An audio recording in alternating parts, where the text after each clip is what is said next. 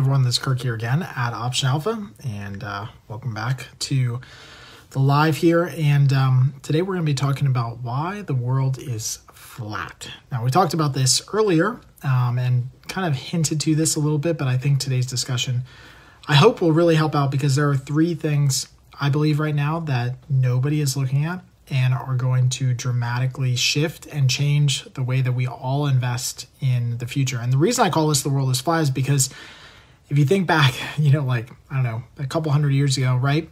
Everyone said the world was flat. This is the way it is. There's no way that the earth is round. There's no way that there's some other land on the other side of the ocean, right? This was the argument all over the place. The biggest astronomers, the biggest philosophers, everybody said the world is flat. But just because everybody says the world is flat does not mean that that's actually the reality. And so right now, what we're hearing in the investing world are basically three things. One is that mass indexing is the only way to go, right? Everyone's talking about it. Every paper is about it. Every article is about it, about mass indexing. And we'll talk about why that's not the case. And that's definitely not going to be the case in the future. Two is everyone's click trading. And so everyone right now is doing what we all used to do probably 4 or 5 years ago, which is we used to pay our bills with checks. And now everything is automated. And right now, I cannot believe that people are still click trading. I've been talking about this for years and years, but there's going to be a massive change into automation. And then the third thing is everyone's griping about commissions. But I'm telling you right now that every single broker in the future, mark my words, every broker in the future will have absolutely free commissions and free trading, which is good for us, right? Like plus, big plus for us, yay, free commissions. But every broker will have free commissions, and the difference will be paid technology. And that is what they're going to actually charge a lot of money for. So these three things are coming. So the first one is mass indexing. I'm astounded by the number of people who don't believe that mass indexing right now is going to be a fad that maybe like slips. I don't think that indexing is going to be something that totally goes away. I think there's a value to doing indexing, but right now it's been on a big high and everybody is doing it. And the problem with that is that when everybody's doing something and everybody should be making money doing indexing and nobody's really making money, or in the future, if nobody's making money doing indexing, it means it's not going to work. It's going to be a fad like mutual funds were a fad. It's going to be a fad like tech was a really big, fad as far as like valuations that they gave to making money startups back in like the early 2000s and 1999. It's going to be a fad like that. There are so many people who are piling into index investing. You got to ask yourself, at what valuation do they stop piling into it because they're just buying at a higher level than the person who bought before them? Because if that's all it is, and forward PE ratios are the highest level we've ever seen, at what point does that stop? And it's going to stop. And I think we're going to see a shift back to active management. And so active management has got a bad rap. So hedge funds haven't been doing that well compared to indexes.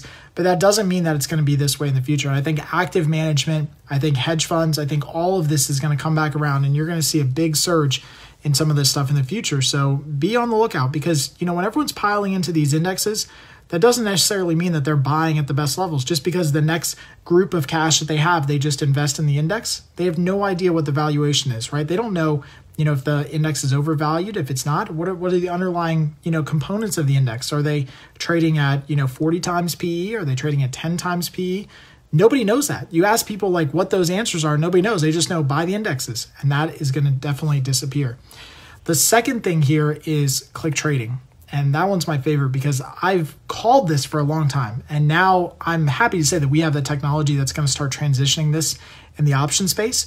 We definitely see it already in stocks and Forex. There's all types of automation services out there, but options was really hard to crack. And our team did it. And I'm so happy about that we can be, potentially the first people to market here that have completely automated options trading. But this idea that we are still, in this day and age, click trading is baffling. And I think the most recent stat was that 93% of all trades that happen in the market are done by computers. 93% or more of all trades that are done in the market are done by computers. That means me and you are the 7% of crazy people still out there that are still click trading. And it's totally backwards. The idea that we can't set up some sort of computer to run a simple strategy or to check for things or to look for scans and then we approve it or let it go and let it do its thing and automatically trade it is crazy. It's the same concept as that we are living in right now, that we are writing checks for every bill that we have. It's that same concept. Like, there's got to be a way for a system to know when a bill comes in and to know what the value, like what the cost of that bill is, right? Like the total of that bill, and then just have it paid from your account. Like, that was an easy fix for the banking industry, right? But we were in this whole writing check mentality for so long. This is what it's going to be about in the future as far as trading, especially in options.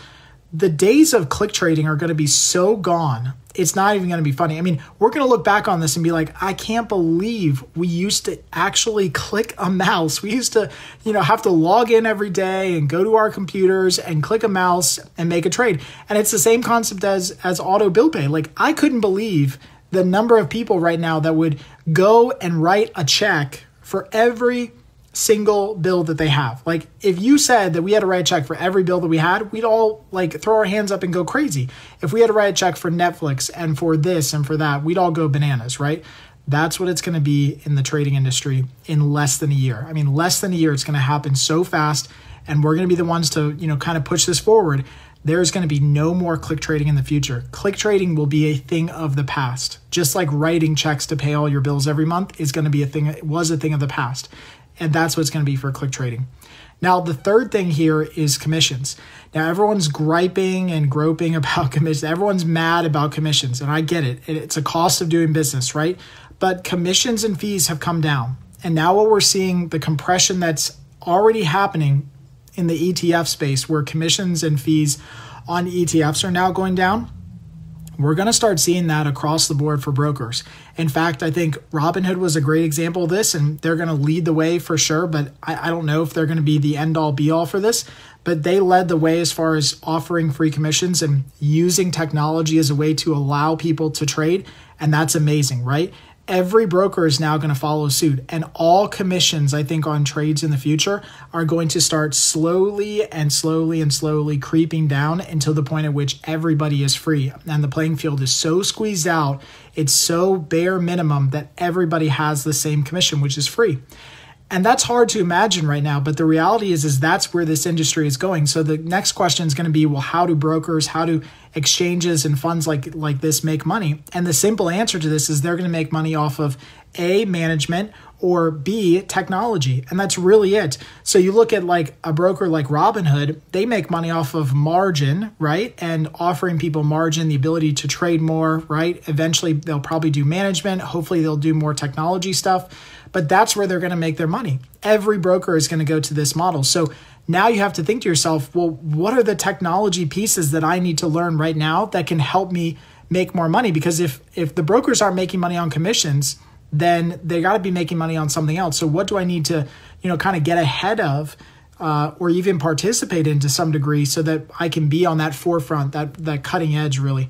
And I think it's going to be technology. You're going to start to see brokers charge just for access to their technology, whereas they're not right now. Like Thinkorswim, everyone can download Thinkorswim. There's no monthly fee for Thinkorswim.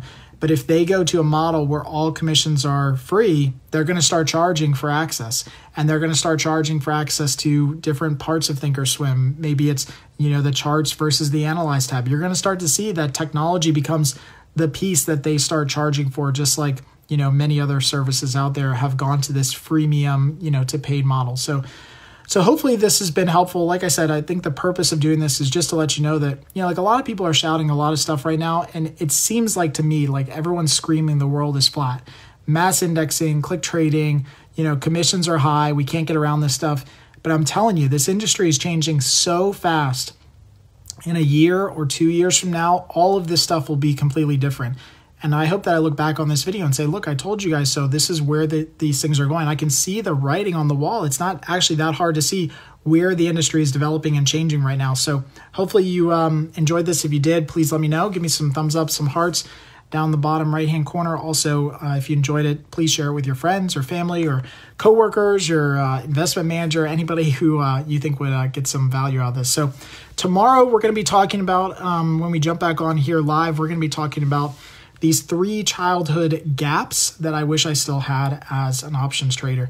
So again, we're going to be talking about our childhood a little bit, which I think is going to be interesting and funny, but it's 3 childhood mental gaps that I wish I still had. So the 3 things I wish I still did as a kid that unfortunately I don't do now or don't do well right now. So we'll jump back on and talk about that tomorrow, and we'll talk to you guys soon. Happy trading.